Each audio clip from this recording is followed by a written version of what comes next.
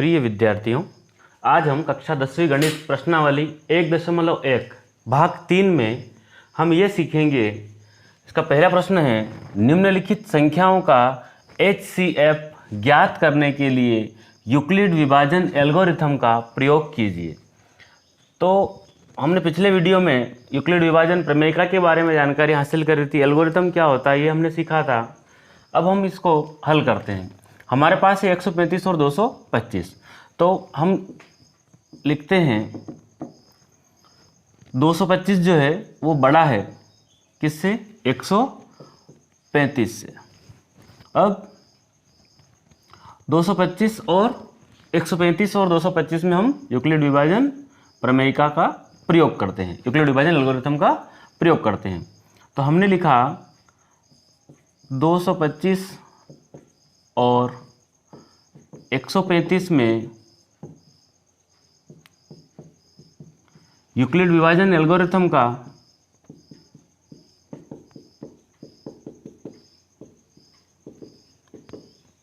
प्रयोग करने पर, अब मैं आपको बता दूं कि हमने सीखा था यदि हम A में B से भाग लगाते हैं तो हमें Q और R प्राप्त होता है ना। तो जो भी B से हम भाग लगाएं वो हमेशा यहाँ पर जो है वो R जो आएगा वो B से हमेशा छोटा होगा। अब हम क्या करते हैं, तो इससे हमारा समीकरण बनता A बराबर BQ प्लस R, A बराबर BQ प्लस R। यदि हम 225 को A मान लें, इसको B मान लें, ये लिखा मैंने 225, B की जगह मैंने लिखा 135, अर्थात 225 में हम 135 का भाग लगाते हैं। 225 में हम 135 से भाग दे देते हैं। 135 से कम 135, यहाँ बचा हमारा 0, 12 में से 3 गया, 9 बचा। अब Q जो है वो ये यहाँ Q आता है, ये A था, ये B था और शेषफल हमेशा R रहता है। तो Q का मान क्या आया? 1। शेषफल क्या आया? 90। अभी हमारा शेषफल 0 नहीं आया, इसलिए हम यहाँ लिखते हैं R बराबर नहीं है 0 के। इस प्रक्रिया को आगे तक करेंगे जब तक हमें 0 प्राप्त नहीं हो जाए। अब जो शेषफल था ये बन गया भाजक और जो पूर्व भाजक था वो बन गया भाज्य। 135 A की जगह स्थान पर आ गया है, A के स्थान पर आ गया, ये B के स्थान पर आ गया, गुणित, और यहाँ जो आएगा वो Q होगा और यहाँ जो आएगा वो R होगा। 90 कम 90 बचा 4। तो ये BQ तो गुणित 1 प्लस 45, अब भी 45 आया, अर्थात R बराबर हमारा 0 या 0 नहीं आया। अब 90 क्या बन गया हमारा? भाज्य बन जाएगा। ये शेषफल था, ये बन गया भाजक और 90 क्या बन गया? भाज्य बन गया। 45 दोनों होता है 90, 0 आ गया। अब 45 जो है हमारा वो B के स्थान पर है, Q के स्थान पर 2 है, R शेषफल यहाँ मिलेगा। 45 गुणा 2 प्लस शेषफल क्या प्राप्त हुआ? 0। हमने लिखा R बराबर है 0 के। तो आपको लिखना है यहाँ शेषफल 0 है। भाजक कौन है जो 0 लाने वाला है? वो है ये 45। इस 45 से ही हमारा जो है भाग समाप्त हुआ और शेषफल 0 आया, तो भाजक है 45। अर्थात इसलिए HCF क्या होगा आपका? 135 और 225, 135 और 225 बराबर 45। अर्थात आपका HCF कौन है? 45 है। ये आपको समझ में आया होगा। अब दूसरा सवाल, 196 और 38,220 में का HCF ज्ञात करने के लिए यूक्लिड विभाजन एल्गोरिथम का प्रयोग कीजिए। हम लिखते हैं हल, और 196 और 220। ये 38,220 जो है वो बड़ा है 196 से। 38,220 और 196 में यूक्लिड विभाजन एल्गोरिथम का प्रयोग करने पर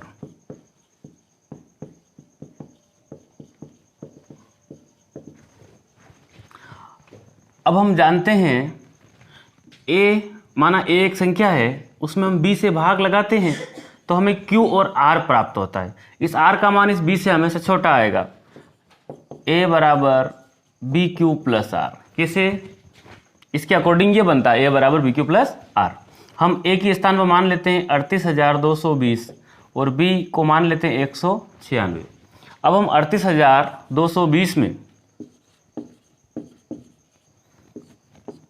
196 से भाग लगाते हैं, ये a है, ये b मान लिया जाए और ये q है, जो आएगा वो r होगा। इस प्रकार हम ये देखते हैं 196 एक ही बार जाएगा, 196 एकम 12 में से 6 गए 6 8 और 1। अब दूसरी बार, अब यहाँ लिखते हैं हम q का मान क्या आया आपका? 1 आया, बी क्यू है ना, प्लस r की जगह क्या आया? अभी r हमारा प्राप्त नहीं हुआ, अभी ये भाग आगे और चलेगा। ऊपर से उतारा 2। अब मान लिया जाए 200 है और ये 1800 है, तो हम 9 बार इसको उपयोग करके देखते हैं।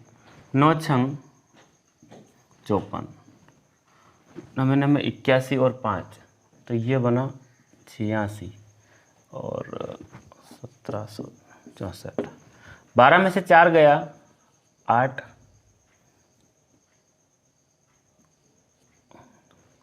ठीक। ऊपर से हमने उतारा 0। अब ये 200 मान ले और इसको 1000 मान ले, तो हम 5 बार हम प्रयास करते हैं। 5 छंग 30 और 5 बार में ये पहाड़ा बनता है, तो हमारा शेषफल जो है वो 0 आ गया। अर्थात Q की जगह आया आपका 195 आया और शेषफल क्या आ गया? 0 आ गया। यह क्रिया एक ही बार में समाप्त हो गई, इसलिए R बराबर 0 है और 0 लाने वाला कौन है? वही 196। इसलिए हम लिखते हैं यहाँ शेषफल 0 है। भाजक कौन है? जो लाने वाला है वो 196 ही है, भाजक 196 है।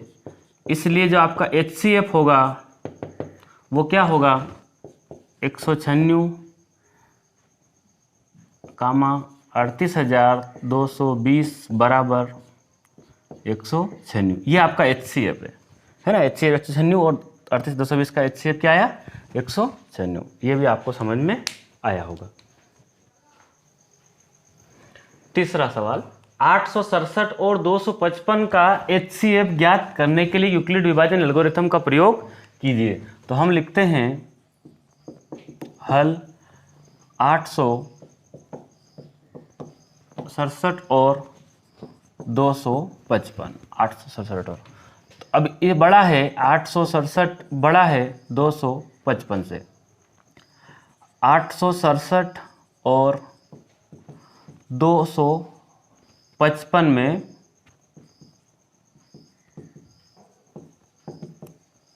यूक्लिड विभाजन एल्गोरिथम का प्रयोग करने पर, अब हम जानते हैं a में हम b से भाग लगाते तो हमें अद्वितीय पूर्णांक q और r प्राप्त होंगे और r का मान इस b से हमेशा छोटा होगा। तो हम यहाँ लिख देते हैं a बराबर बी क्यू प्लस आर। ये आपके समझने के लिए है। a की जगह हम एक इसको मान लेते हैं, हम बड़ी राशि को a मान लेते हैं और b की जगह 255 लिख देते हैं। जो भागफल आएगा वो यहाँ आ जाएगा और शेषफल यहाँ आ जाएगा। अब हम 867 में 255 से भाग लगा देते हैं, तो ये समझ लो आप 250 समझ लो इसको, 25 या 75 होता है। तो हम 3 बार ट्राई करते हैं। 5 तिया 15, 5 तिया 15 और 1 16, 3 दूनी 6 और 1 700। 7 में से 5 गया तो बचा 2, 0 और 1। अब ये A है, ये आपका B था, तो ये Q होगा और R क्या है? शेषफल। तो आपने Q की जगह क्या लिखना है? 3 लिखना है, प्लस शेषफल कितना आया? 102। अब भी आपका R बराबर नहीं है 0 के। आगे चलते हैं। अब जो शेषफल था वो बन गया भाजक, और जो पूर्व भाजक था वो बन गया भाज्य। 102। हम इसको एक काम करते हैं, 2 बार हम भाग लगा के देख लेते हैं। अब क्या होगा? 255 वो A के स्थान पर आ गया, B की जगह 102 है, यहाँ Q है और R प्राप्त होगा। तो 255 बराबर 102 गुणा 102 दूनी होता है 204। 5 में से 4 गया 1, 5 का 5 51। क्या प्राप्त हुआ हमें? 51 प्राप्त हुआ। तो BQ है ना, BQ क्या है? गुणा 2 प्लस शेषफल कितना आया? 51 प्राप्त हुआ। अब भी आपका R बराबर नहीं है 0 के। अब जो 51 शेषफल था ये बन गया भाजक, और पूर्व भाजक था वो बना भाज्य। 51 दूनी होता है 102, अर्थात 2 में से 2। शेषफल क्या आया? 0 आ गया। लाने वाला कौन है? 51 है, इसलिए हमारा HCF क्या होगा? 51 होगा। तो हम लिखते हैं 102 बराबर, ये BQ आपका 51 गुणा 2, 51 गुणा 2 प्लस शेषफल क्या आया? 0। आपको लिखना है R बराबर है 0। तो आप यहाँ शेषफल 0 है, 0 है। भाजक कौन है? भाजक जो है वो 51 है, इस है ना, भाजक 51 है, इसलिए आपका HCF क्या होगा? 867, 255 बराबर 51। ये आपका HCF। ये भी आपको समझ में आया होगा। प्रश्न क्रमांक 2, दर्शाइए कि कोई भी धनात्मक विषम पूर्णांक 6Q + 1 या 6Q + 3 या 6Q + 5 के रूप का होता है जहां Q कोई पूर्णांक है। तो अपन मान लेते हैं, माना A एक धनात्मक विषम पूर्णांक है।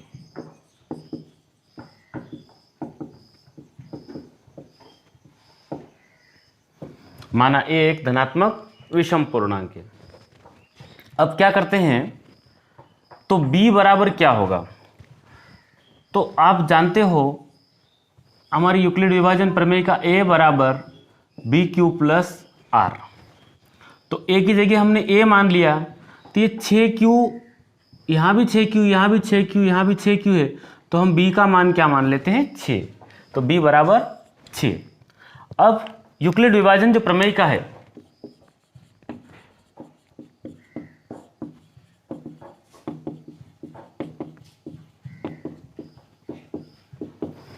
A बराबर BQ + R, जहाँ जो R है वो 0 के बराबर या 0 से बड़ा और B से छोटा।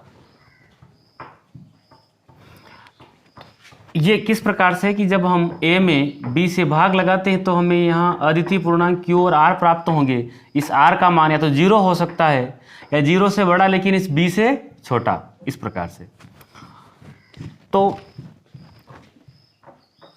A बराबर BQ + R, तो यहाँ हम लिख देते हैं किस रूप का होगा?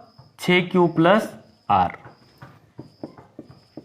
जहाँ इस R का मान, यदि हम ये A है इसमें हम 6 से भाग लगाएंगे, इस 6 से भाग लगाएंगे तो हमें यहाँ Q और R अद्वितीय पूर्णांक प्राप्त होंगे। तो इस R का मान 6 से हमेशा छोटा होगा, या 0 आ सकता है, 1 2 3 4 और 5, 6 तो आ नहीं सकता, इस 6 से छोटा होगा। तो जहाँ R बराबर 0 हो सकता है, 1 हो सकता है, 2 3 4 व 5 हो सकते हैं ना, ठीक है, इसको लिखने की जरूरत नहीं है। जहाँ R बराबर क्या हो सकता है? 1 से 5 तक हो सकते हैं, हम 6 से भाग लगा रहे हैं इसलिए। तो A के सभी संभव मान, A के सभी संभव मान क्या क्या हो सकते हैं? A बराबर पहले नंबर पर 6Q +, हम यहाँ रख देते हैं 0, ये हो सकता है। दूसरा 6q+r का मान यदि 1 आए तो 6q+1। तीसरा a बराबर 6q+2। ऐसा हो सकता है। चौथे नंबर पर a बराबर 6q+3 हो सकता है, a बराबर 6q+4 हो सकता है, a बराबर 6q+5। ये इतने मान हो सकते हैं। ये जीरो का कोई औचित्य है नहीं, इसलिए इसको 6q ही रहने दो, जीरो ही है। यदि ऐसा होता है तो 6 में हम किसका गुणा करें, मान लो 1 का, 6 एकम 6, 6 दूनी 12, 6 तिया 18। हर बार संख्या कैसे आ रही है, सम आ रही है। 6 इसमें हर बार सम संख्या आएगी, एक जोड़ेंगे विषम बन जाएगा। जैसे 6 एकम 6 और 1 7, तो हर बार संख्या क्या मिलेगी आपको, विषम मिलेगी। 6q+2 यानी कि 6 तिया 18 और 2 20, तो यहाँ सम संख्या प्राप्त हुई। 6q+3, इस 3 के होने से क्या मिलेगा, विषम संख्या मिलेगी। यहाँ हमें सम संख्या मिलेगी और यहाँ भी हमें विषम मिलेगी। अब हम जानते हैं कि जो धनात्मक विषम पूर्णांक है वो 6q+1 के रूप का मिल रहा है, विषम मिल रहा है, 6q+3 के रूप का विषम मिल रहा है और 6q+5 के रूप का विषम मिल रहा है। तो हम ये कह सकते हैं, चूंकि a एक विषम संख्या, मैं यहाँ लिख देता हूँ, चूंकि a एक विषम पूर्णांक है ना, a एक विषम पूर्णांक है, अतः यह इस सम के रूप का नहीं हो सकता, अतः यह 6q+2 6q+4 के रूप का नहीं होगा, क्योंकि ये 2 से विभाज्य है, क्योंकि इन सब में, क्योंकि यह 2 से विभाज्य है।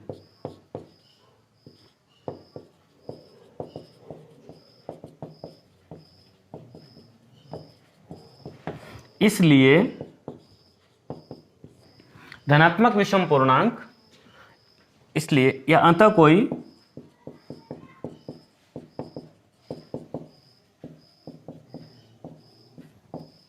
धनात्मक विषम पूर्णांक 6q+1 6q+3 6q+5 6q+1 6q+3 और 6q+5 के रूप का हो सकता है। ये भी आपको समझ में आया होगा, इसको आप उतार लीजिए।